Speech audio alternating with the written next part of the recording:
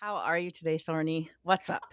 I am great, and it is so fun to be doing this experiment with you, V. I'm just looking forward to every second of it. It's been a great morning over here, and I'm looking forward to having a super interesting conversation. Cool. I am too. You have been researching in the area of your interest for how long? Wisconsin, right? Yeah, well, so I've lived here really all my life, with the exception of just brief interludes away for school or research or whatever. But in terms of actually digging in and researching, um, the kinds of topics that, for example, you look at, that's been fairly recent. That's only really within the last couple of years.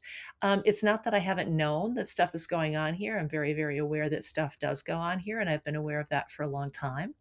But I think, when I discovered your blog and when I started to read some of the stuff that Jesse writes, Jesse's a boater, that sort of gave me a new set of lenses to look at my environment with, the Right. places that I grew up, the places I live. And it's been really fascinating for me to have that set of lenses and then to kind of dig into my environment in a different way. Yeah, I found what you've been looking into to be really fascinating for me because, like myself, you're also interested in the family history and the genealogy of the Mm. Brotherhood, and you're interested in the signs and the symbols, and you're interested in the structure. So I feel like we parallel each other with our interests, kind of within the Brotherhood research genre. So I've been really fascinated to see what you've come up with, and so I'm looking forward to this. Not now the audio journey as well as the written journey. Yes. I wanted to talk about Baraboo today, Baraboo, Mm. Wisconsin, because Mhm. that is a place that Jesse's Boater has named as a highly occultic area. I mean, in addition to Wisconsin being just like the hub, it seems like the main spot, the genesis of a lot of the top level stuff coming out of the Brotherhood. Um, Mm. it's also got so much more attached to it. So what was the first thing you noticed when you started looking into Baraboo? Well, so if anybody's read the first guest blog post that I did for you, they will know that years ago, many years ago now, I was visiting some friends in another part of Wisconsin and met a woman who had come out of a satanic cult in that part of Wisconsin. She was kind of more northeast Wisconsin, I would say. Right. And she really informed me of some pretty alarming things about my area, things that I'd never been aware of. She was certainly trustworthy because she's somebody who had come out of the Brotherhood, Mhm. and she was still very actively working at that point. I'm pretty sure she's passed away now, but she was pretty actively working at that point to rescue babies from breeding houses in her area. Mm. And Yeah. and so when I began to talk to her about her experience, she asked me where I was from, and I said, "Well, I'm from Baraboo," and she said, "Oh, you have a lot of this stuff going on down by you." And I said, "You're kidding." Uh, And she said, "No, no." She said the most of it came in. She said, "Well, at least a lot of it came in with the traveling carnies and the circus people down mm. in your area, because Baraboo is a big circus town, a lot of deep circus history in Baraboo." And she said they love Baraboo because of the bluffs, Right. and it's very easy for them to hide what they do up in the rocky outcroppings and the woods of the Mhm. bluffs. Mhm. It's very hard for people to find it, and that was like shocking for me. Aside from everything else that I experienced in talking to her and being in her home, learning that my own area was really sort of infested with evil was Yeah. was an alarming thing to discover. But like I said, when I started to follow your blog, the first thing that really caught my eye, interestingly enough, wasn't even about Baraboo. It was about something in the county where I live now, which is Dane.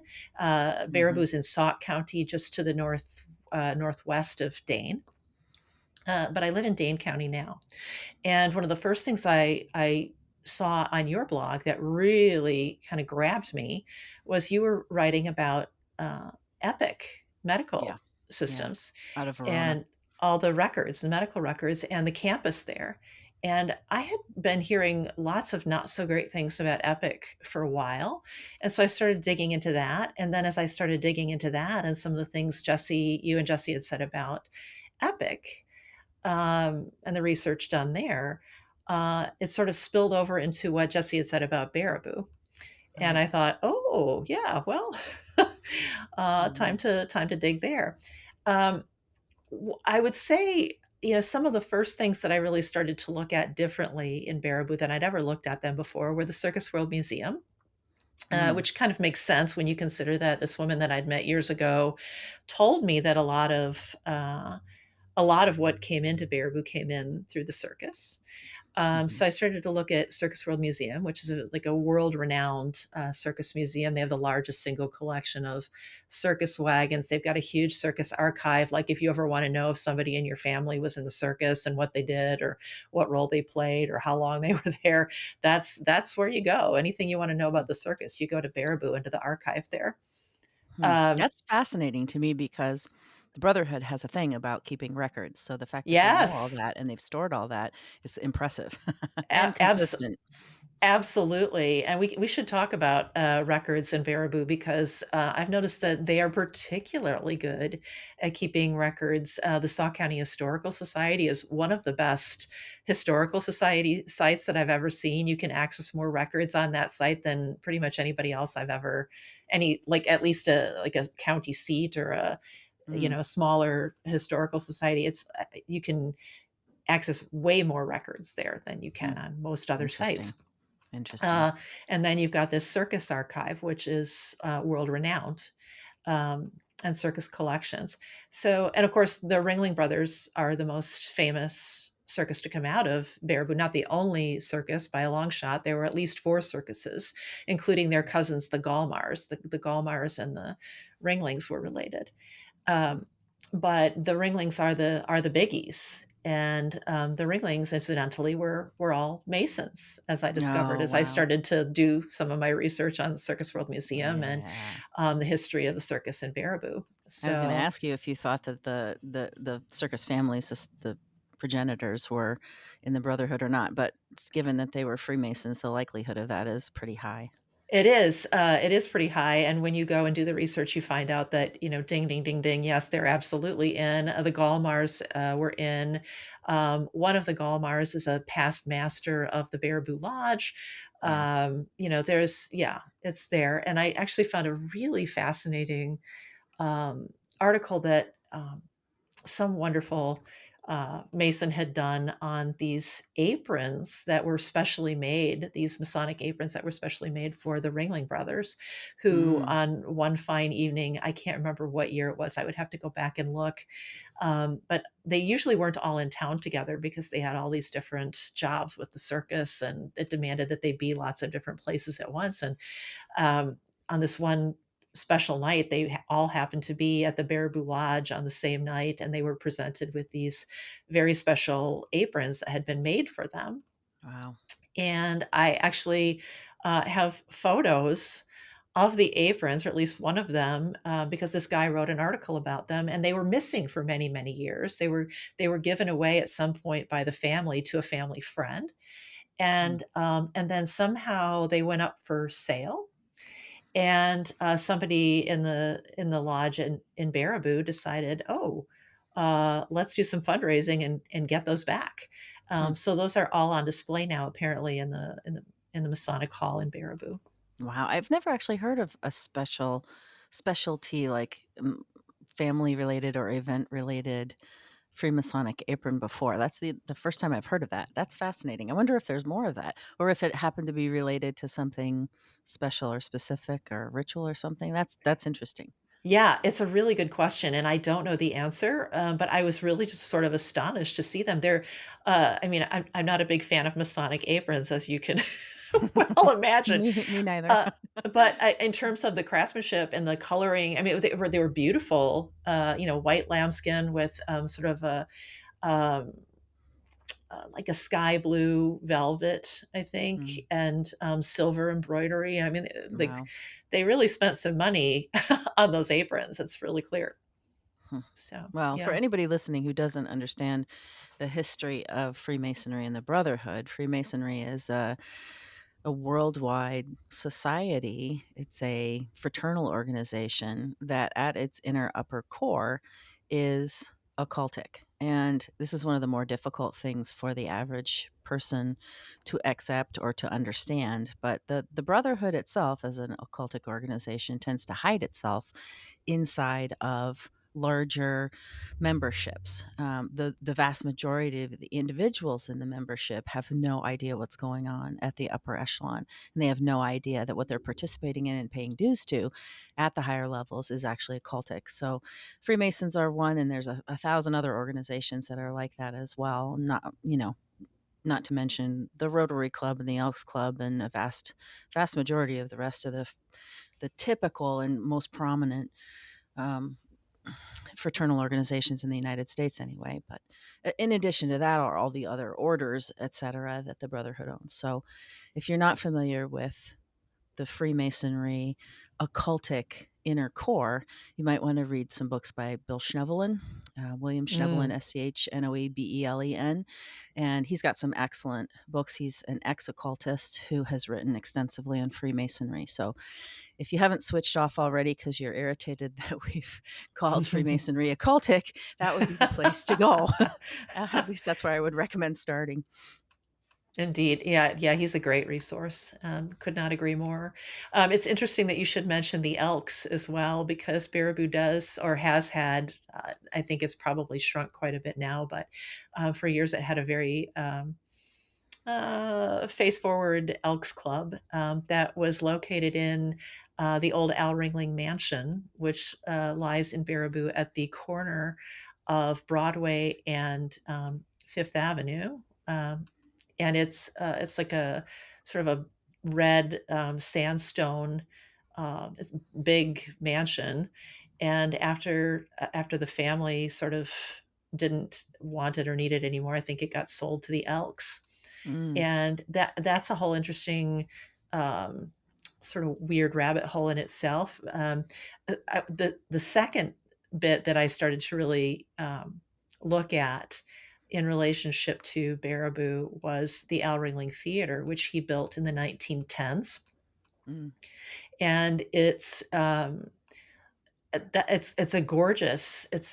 They call it the prettiest playhouse in the Midwest, and I think that that's probably accurate. It was Wow. largely modeled on the theater at Versailles, Oh, uh, wow. and it's gorgeous. And Al was very, very keen to build this thing and to donate it to the city of Baraboo, which at the time did not want it. And he was during the construction of this thing. He was apparently quite ill at that time. It was sort of at the end of his life, and he was living in the red mansion, which is just about, I don't know, maybe a block or a block and a half away from the construction site. But the story goes, at least the people that I've talked to have told me that he was too ill even to walk outside the last like the block or block and a half to the construction site, which he wanted to monitor constantly. He was like very, very interested in how the construction was going. So the rumor is that he had a tunnel built from his home to the construction site. That's Wink, funny. wink, nudge, nudge. Right. Yep. So yeah. So and I can I verify that rumor? No, but would it No, but surprise me? Not one little bit. yeah. Not one little bit. No, that wouldn't surprise me either. I would imagine that not only is there a tunnel from that building to the theater, but from the theater to probably 10 other places as well. Oh, I, If I would agree with easily, you yeah, there. Yeah. it Uh-huh. just, yeah. So what's underneath it then is a big question, and why such opulence? Then you can only imagine it was an important location for something. What Yes. exactly, we don't know. I know that I've seen the picture of the front door of the theater. If I'm remembering the right image, it has the laurels, the priestess laurels on the Yep. front door. So we know it was some kind of a brotherhood central location, Absolutely. probably for rituals, frankly.